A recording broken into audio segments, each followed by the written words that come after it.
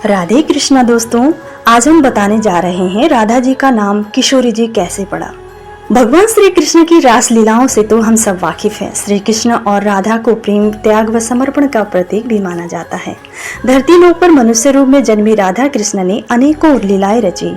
श्री कृष्ण की इन्हीं लीलाओं में ऋषि मुनि भी शामिल होते थे। राधा रानी तो देवी लक्ष्मी का रूप थी, जो आजीवन किशोरा अवस्था में ही रहती, लेकिन राधा रानी को यह ज्ञात नहीं था।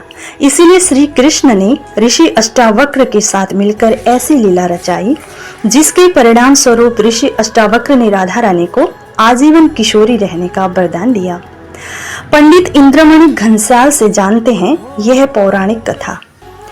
आखिर कौन थे ऋषि अष्टावक्र? पौराणिक कथा के अनुसार ऋषि अष्टावक्र प्रकांड पंडित कहोड और माता सुजाता के पुत्र थे।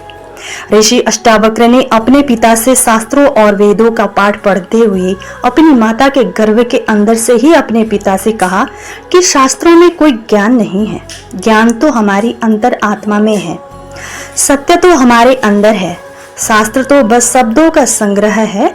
यह सुनकर ऋषि कहोड बहुत ही क्रोधित हुए और उन्होंने अपने ही पुत्र को श्राप दे दिया, जो कि अभी गर्भ में है। उसने मुझे ज्ञान में चुनौती दी है, इसके अंग टेढ़े होंगे। इसी कारण ऋषि अष्टावक्र 8 अंगों से टेढ़े थे।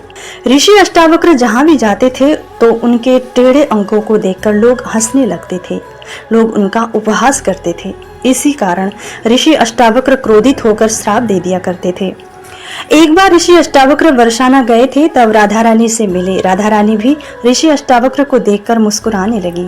तब ऋषि अष्टावक्र ने क्रोध में राधा रानी को भी श्राप देना चाहा, लेकिन श्री कृष्ण ने ऋषि अष्टावक्र से अनुरोध किया कि एक बार राधा रानी से आप मुस्कुराने का कारण तो जान लीजिए।